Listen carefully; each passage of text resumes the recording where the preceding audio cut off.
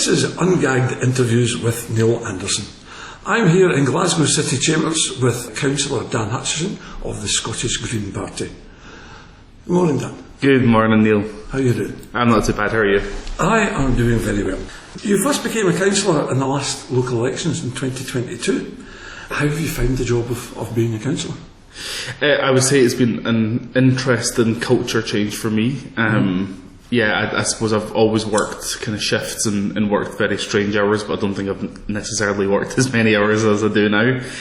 I think, it's one of those roles that you never really sit down for much time. I end up bobbing around all over the place, and it's run in to do something, run back out, so it keeps you going. But no, I do enjoy it, but it's somewhat frustrating at times.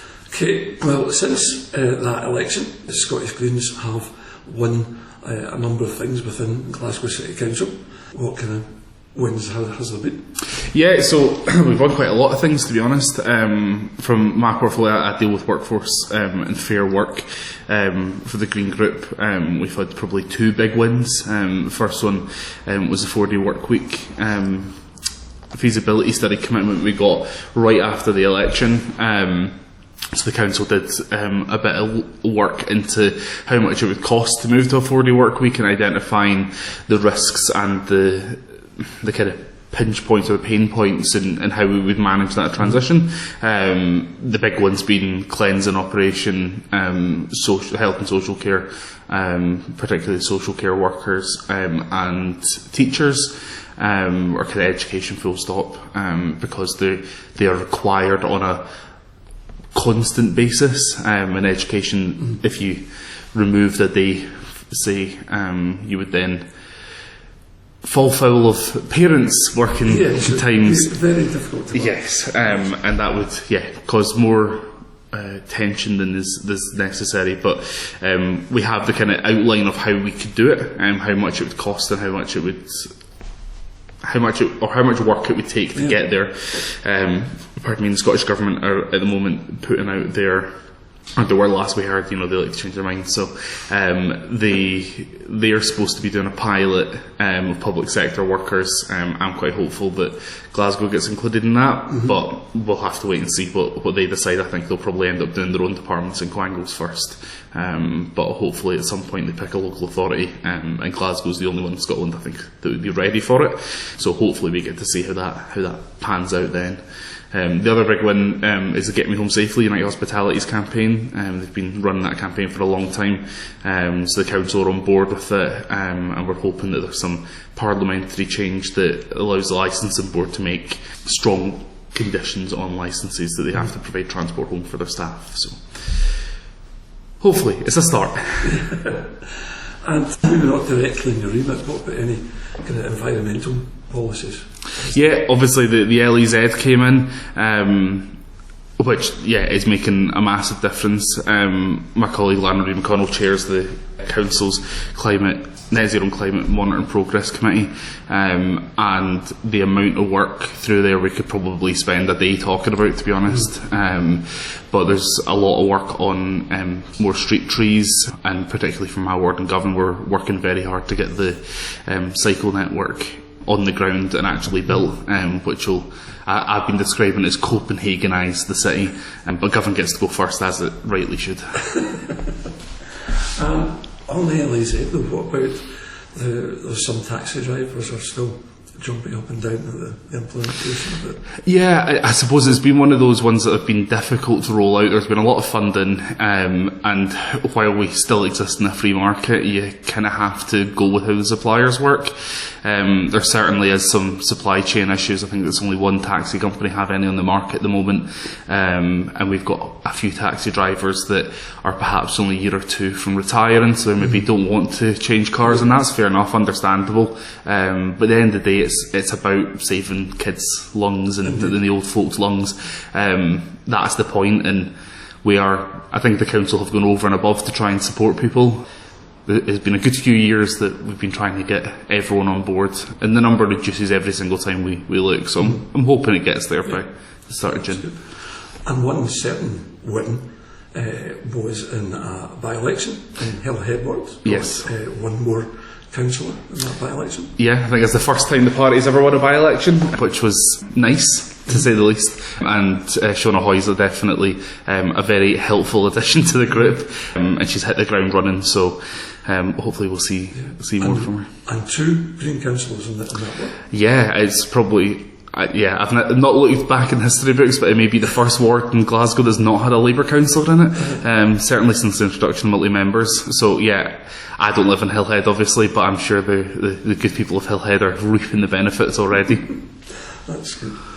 Right, talked about the budget there in the last budget.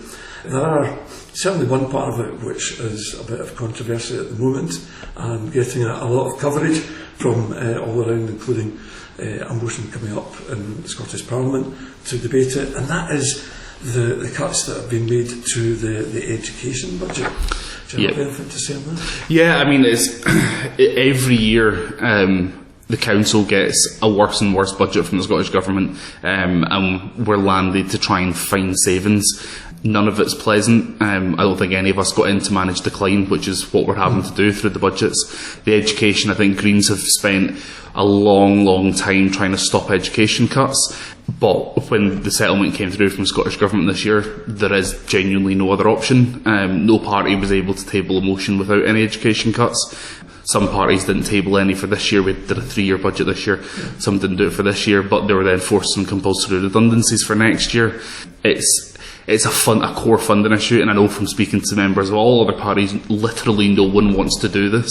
No one wants to cut teachers. It is a bad policy, but it's not one that we have any option to do. One figure that's been bandied around would be to take half of the saving instead, so only losing half the teachers, you'd probably end up having to close the whole of Glasgow Life. And that's not to say that Glasgow Life's more important or teachers are more important. That's not necessarily the point. It's the amount of money that the Scottish Government cut from us every single year is horrific. None of us want to do it. For me, the question is, why will MSPs not increase income tax? Why will they not devolve the powers of general competence to allow us to raise revenue, what we need to raise on? Why will they not fix council tax? The SNP promised to do it, 17 years ago? So yeah, I would 100% appreciate why teachers in the EIS and the other unions are furious about it. I would be as well if I was in the position, and we are really upset that we're having to do it. We're currently working on ways to limit how much of it happens, and there's consequentials coming from the UK government at the moment. Obviously I'm probably not going to say too much about a general election because it's a general election, but you could be hopeful that something might change in a funding settlement that way. But yeah, I think it's generally no one, I think, in this building wants to do what's having to happen. It was the last thing that anyone wanted to do, but we've got to the end of the road with the cuts. So yeah, if we could reverse it, we'll reverse it immediately. But someone who can raise money needs to cough up some cash. UK or Scottish Government, I frankly don't care which one. It needs to be one of them though. So you mentioned the general election there. We are recording on Thursday the 23rd of May, so that was an announcement from, well, not the Prime Minister as such, because they can't do that. It's a party thing, isn't it? So the leader of the Conservative Party, Mr Sunak, announced an election. Are Scottish Greens prepared for a UK general election? Oh, I think Greens are always prepared for an election. I don't think there's anything we like more than knocking doors. So yeah, I suspect I might be out this weekend already. I've not had my marching orders, but I know they're coming. I have looked out my climbing boots already, so I think we're absolutely ready. I mean, Glasgow in particular has always been ready for an election. Whatever happens, we'll do it. And this, I think, will probably be the first time that we've fielded candidates in every constituency in Glasgow, which I think is really exciting. The Greens, certainly since the independence referendum, have grown strength and size. And I think giving voters an option in every constituency to vote Green and to vote for climate progress is really important. So we'll see how that goes.